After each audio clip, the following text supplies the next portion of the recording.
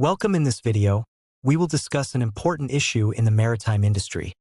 The title is Two Countries Ratified Different Numbers of Conventions, Malaysia and Singapore. Maritime transport plays a critical role in the global economy. A significant portion of the world's trade is carried by sea, ranging from oil, LNG and industrial products, to food and consumer goods. For countries like Malaysia and Singapore, the maritime sector is the backbone of national economic activities. Malaysia has major ports such as Port Klang and Tanjung Pelepah, located near the strategic Strait of Malacca. Singapore is recognized globally as a world-class shipping hub and operates one of the busiest ports in the world. First, let's understand what ratification means. Ratification is when a country officially agrees to implement and be bound by an IMO convention. Without ratification, a country is not legally obliged to comply with the rules, even though they exist internationally. Some key IMO conventions include: SALAS is the International Convention for the Safety of Life at Sea, established by the IMO to set minimum standards for the construction, equipment, and operation of ships to ensure maritime safety, recognized by the IMO as the most important treaty concerning the safety of merchant ships. MARPOL is the International Convention for the Prevention of Pollution from Ships, established under the IMO to prevent marine pollution from ships, and the IMO officially describes MARPOL as the main international convention covering prevention of pollution of the marine environment by ships. The 1978 STCW Convention was the first to set unified international standards for seafarers' training, certification, and watchkeeping, replacing the previously inconsistent national rules. It requires all countries to meet or exceed these minimum standards. It has long been recognized that limitations on the draft to which a ship may be loaded make a significant contribution to her safety. These limits are given in the form of freeboards, which constitute, besides external weathertight and watertight integrity, the main objective of the convention. The IMO has adopted key maritime conventions to ensure safety, protect the environment, and safeguard seafarers. SALAS sets ship safety standards, MARPOL prevents pollution, and STCW regulates seafarers' training and certification. The Load Line Convention prevents overloading, CALREGS avoids collisions, and the Maritime Labor Convention protects seafarers' rights. Together, these conventions make global shipping safer and more sustainable. Malaysia has ratified a total of 30 International Maritime Organization conventions, covering key areas such as ship safety, pollution prevention, seafarers' training and certification, and maritime labor standards. These ratifications demonstrate Malaysia's commitment to adhering to international maritime regulations and ensuring the safety and welfare of its shipping industry. Singapore has ratified a larger number of International Maritime Organization conventions compared to Malaysia and actively adopts the latest amendments. This reflects Singapore's role as a major global shipping hub and its strong commitment to maritime safety, environmental protection, and seafarers' welfare. To implement international maritime conventions, each country relies on its own National Maritime Authority, IN Malaysia. The Marine Department Malaysia issues two key documents.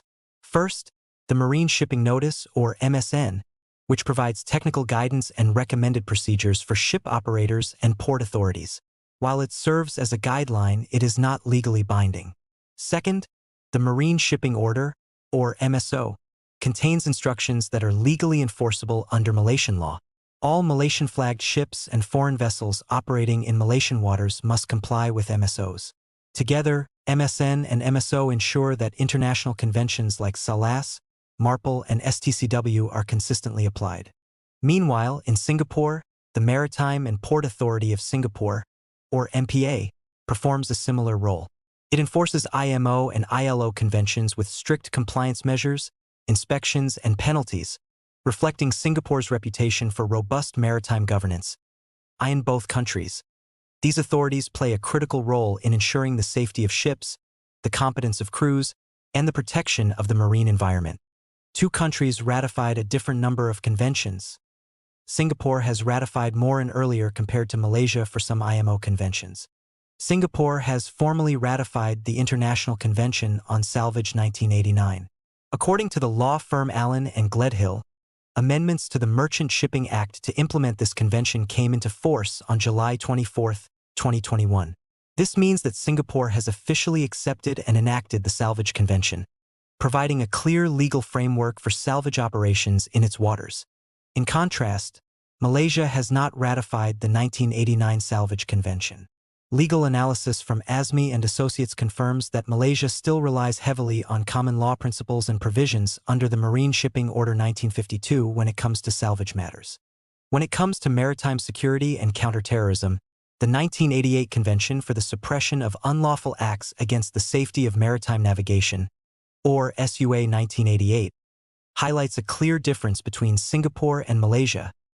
According to the Center for International Law at the National University of Singapore, Singapore formally acceded to the SUA 1988 Convention on December 3, 2004. This means Singapore has legally committed to implementing counterterrorism measures at sea under international law. In contrast, the same database shows that Malaysia's entry is blank, with no accession or ratification date recorded. This indicates that Malaysia is not a state party to the SUA 1988 Convention, at least up to the latest update of the document. This example clearly demonstrates that Singapore has adopted an additional international maritime convention that Malaysia has not, further illustrating Singapore's proactive approach in international maritime governance. Countries ratify different numbers of international maritime conventions for several reasons. First, economic development. Wealthier nations have the resources to comply with IMO standards, including modern port infrastructure and safety systems. Second, maritime dependence. Countries with major ports or active shipping, like Singapore, ratify more conventions to ensure safety, environmental compliance, and competitiveness. Third, administrative and technical capacity. Ratification requires trained personnel, audits, and procedures, which may be limited in some countries. Evidence. Singapore has ratified the 1989 Salvage and 1988 SUA conventions. Malaysia, however, relies on domestic laws like the Marine Shipping Order 1952 for certain areas, showing how resources, maritime importance, and institutional capacity shape ratification. In conclusion, although both Malaysia and Singapore are important maritime nations, the difference in the number of IMO conventions ratified has created variations in their MSO and MSN. Singapore's extensive ratification results in comprehensive laws and detailed technical notices, ensuring ships are safer and fully compliant. Malaysia maintains good compliance but at a moderate level due to fewer ratifications. Thank you for watching this video.